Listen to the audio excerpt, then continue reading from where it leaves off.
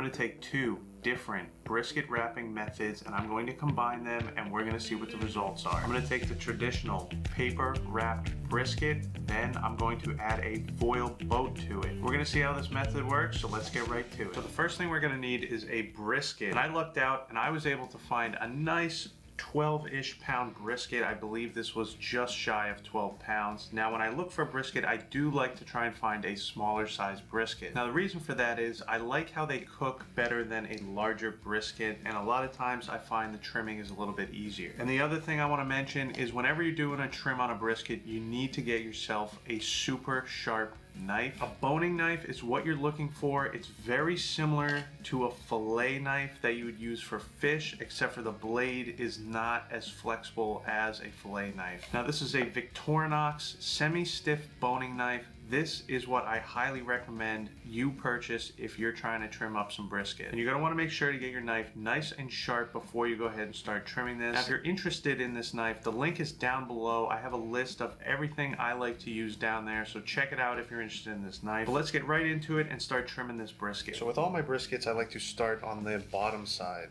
or the non-fatty side. And you can see this right here. This is a large chunk of fat. This is what I like to tackle first. Try and get right between the meat and the fat. You'll find a natural seam there and just peel it out as you work the knife tip in there. Just like that. You can see that huge pocket of fat, and this here is all fat. Don't throw that away, you're going to want to save that for sure. So now you can go in here and work a little more of this out if you want, but don't try and get too much of this out because this is the fat that's going to go in between the point and the flat. So that's pretty good right there. Now I like to just go on top here and just trim some of this extra fat off the meat. And you can see having a nice sharp knife does quick work of this. That's why it's so important. It's going to make your life a lot easier. Let's flip this around here. Go this direction here. There's that huge pocket of fat right there. And you can see this one's not as big as normal, but there's a thing that's kind of like a mohawk right here on your brisket. What I like to do is just trim that down a little bit. Now you can go in here and kind of work some of this fat out of here. Just work the tip of your knife. You can see all that fat in there. That's a huge pocket of fat. Now we'll render out, but most likely you're going to end up cutting this off the finished product, so I'd rather just cut it off now and make tallow with it. Then we can trim this down a little bit more. Now when trimming a brisket, aerodynamics is really what you're looking for. And every brisket is different. It's going to be a different style of trim. Let's get this flipped around. Now there's a lot of fat on top here. I just want to go ahead and trim some of this down. Try to avoid that if you can. It's not too big a deal on the point side because there's so much fat in there, but you really don't want to be doing that on the lean end. Alright, so we get this flipped around again. There's one more section right here that's a lot of fat. So what I like to do is come right at the end of that mohawk, come down, then turn your knife, just cut that right out. So at this point of trimming a brisket, I like to kind of clean the edges up. It'll really show me what I'm dealing with. And to trim the edges, I like to put it fat side down so you can really see what you're doing here. So I like to take a little bit just right off the edge here. Then you can kind of see the layer of fat and how much you have here on the flat as well. Now let's flip this around. We'll kind of do the same thing to this side as well. I like to kind of just round these edges out. All right, let's get this flipped over now. You just want to round these corners off on the flat. And then we can just round this corner out. And I think that's a good amount of fat on the flat there. I didn't do much trimming. See, there's a pocket here. You can trim that down a little bit. All right, so this is looking pretty good so far. I think I just might want to do a little work on this little point end here. You just see it's a little kind of nasty over here. Just want to clean that up a little bit. And every brisket you get is gonna be different. As you can see, this one's a little bit long. It's a longer shaped brisket here. So now I just kind of like to try and flatten everything out if I can. So like I said, I want this to be nice and aerodynamic. I don't want any pooling if I can avoid that. And I want that smoke to just roll right over this thing. So we're gonna just try and smooth it out a little bit. But that looks pretty good to me. As you can see, this is more of a stranger looking brisket that I've gotten. Got a smaller point end. It's very long, more thin, but long. So again, when you're watching brisket trimming videos, just know that all briskets are a little bit different. So just keep that in mind. But I'm happy with how this one came out. And if I didn't mention, this is just a choice grade brisket. But this is all set, so let's get some seasoning on here. And here I just have a little bit of an SPG mix, mostly black pepper and salt. It's that classic 2 parts black pepper, 1 part salt, and then I just put a little bit of garlic powder in there. You want to go nice and heavy with this. And I've said this before, not a big fan of binders. Usually my briskets are wet enough where I don't need a binder to get the seasoning to stick. If I'm gonna use a binder, my suggestion would be something thin, like a Worcestershire sauce or a pickle juice. If you like the mustard, I would say maybe cut the mustard with some pickle juice. I think that's a good option. You could also just go on with a little bit of water, or like I usually do, just nothing. All right, let's get the fat side now. All right. That looks pretty good to me. So I've already got the smoker fired up. It's ready to go. So we can take this right outside, get it on our smoker. All right, smoker's good to go. Let's get this brisket on. All right, so I got this blocker wood here. I always like to put that in place because I find the heat is so extreme coming here, it'll burn this side of the brisket. So that's why I have that log there. So let's go ahead, grab our brisket. Just lay it down there. There we are. Beautiful brisket on the smoker, but we're losing our heat. Let's get this in. We'll let this thing smoke. So the brisket's on the smoker. I'm gonna be running this thing at 250 degrees. That's where I like to keep my smoker in the beginning of the cook, nice and low. Let that brisket get a beautiful smoke flavor, and I'm gonna let it go till my guess is around the 170 to 180 degree mark. Could be sooner, all briskets are different, but I found around that temperature is where you're gonna wanna pull it off and get it wrapped. Now you're really looking for a good bark before you wrap, but a temperature is a great way to know when you're getting close. It's also great to monitor your temperature so you'll know when you hit that stall, because all briskets will hit a stall at a different temperature, and I've actually had some briskets that don't even hit a stall at all.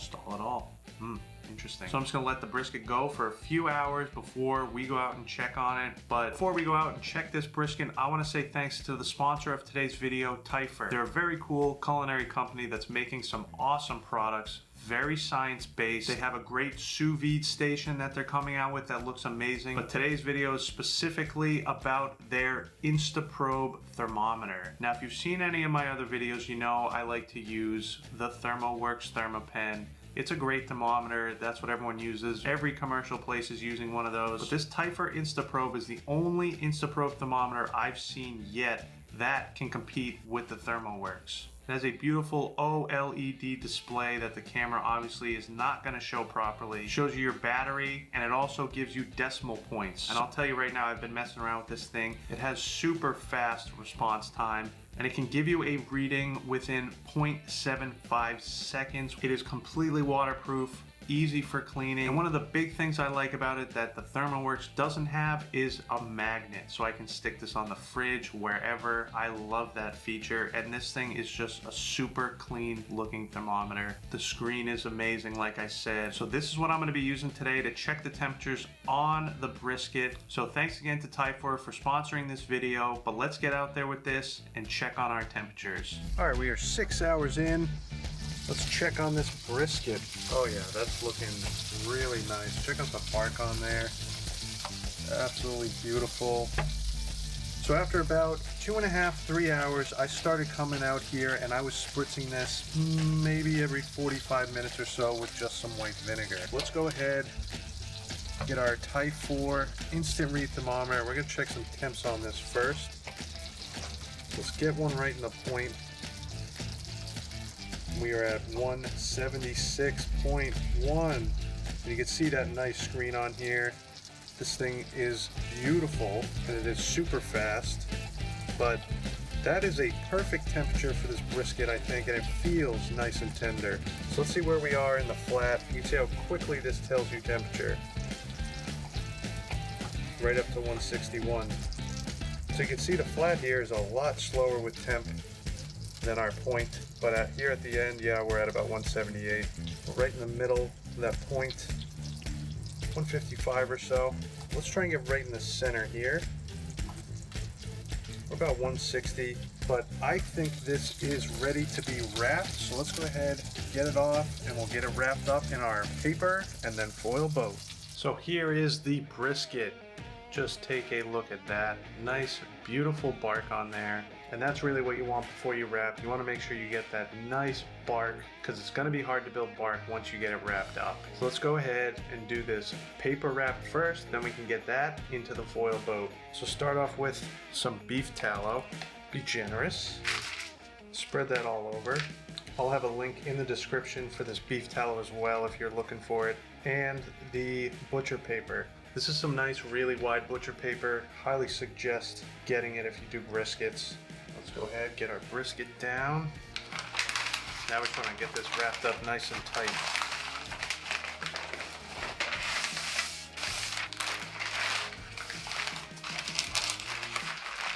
All right, so that's nice and tight. So I've already got my foil down. Let's go ahead and make this boat.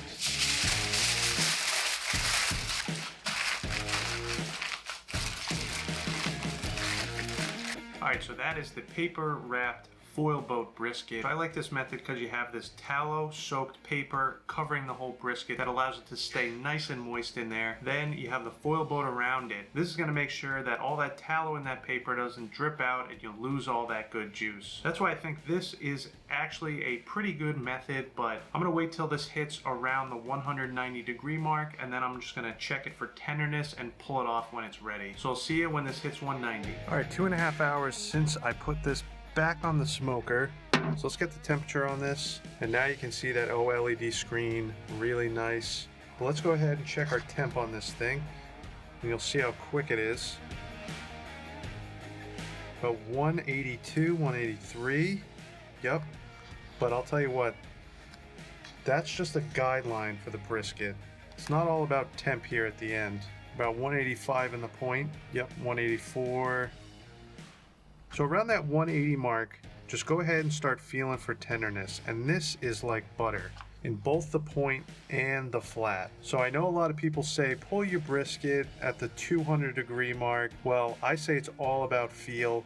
And right now at 186 here in the flat and 183.54 in the point, this thing is done. You're going to want an instant read thermometer that has a nice sharp point on it for checking tenderness, and the TYPHUR is perfect for that. So I'm going to pull this off and let it rest, and I will see you inside to get it unwrapped. Now you're probably thinking, isn't the temperature pretty low on the brisket for when he pulled it off? Well, you'd be right. It is a little bit low for a traditional brisket cook, but for this brisket, I did an overnight hot hold. I put this inside my warming cabinet, which stays at 160 degrees, and I left it in there for about 18 hours. So I knew it was gonna have time to cook a little bit longer inside that hot hold. Now, before I put it in the warming cabinet, I let it cool down to 140, 150 degrees. That's very important when you're doing a hot hold. You want to make sure you let the brisket rest first. So I've got it out of the warmer. I've been letting it cool off for a little bit. Let's go ahead and see what we got for temperature now.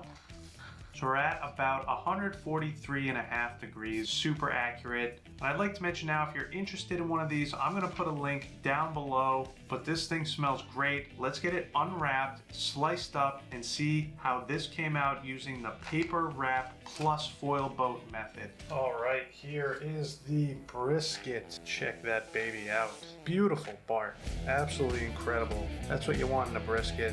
Feels nice and tender. Now, a benefit of that foil boat, you can collect all that tallow and just pour it right over this brisket. Oh yeah. All right, moment of truth. Let's slice this up, see how it came out. So right down the center. Let's take a look. Ooh, looks pretty good. I'm not gonna squeeze it, but it looks pretty juicy. Oh yeah. See this large area of fat right here? That was that pocket I was talking about earlier. You can go in here and kind of cut a little bit more out if you want, but that is a nice looking brisket. There's the other half. Again, nice and juicy. You can see there. So let's get some slices. Nice. Nice. Let's check these out, huh? There's a slice of the flat You can see nice and juicy. Got a beautiful smoke ring on there. Nice little bend test. But let's see how tender it is. Oh yeah, that's perfect. Onto the point. Absolutely dripping with juice. That's my favorite part right there for sure. But look at this thing. Nice smoke ring again. Oh, falls apart. Nice and tender. This smells fantastic. So far, I think this is a great option for a brisket, but let's give it a try.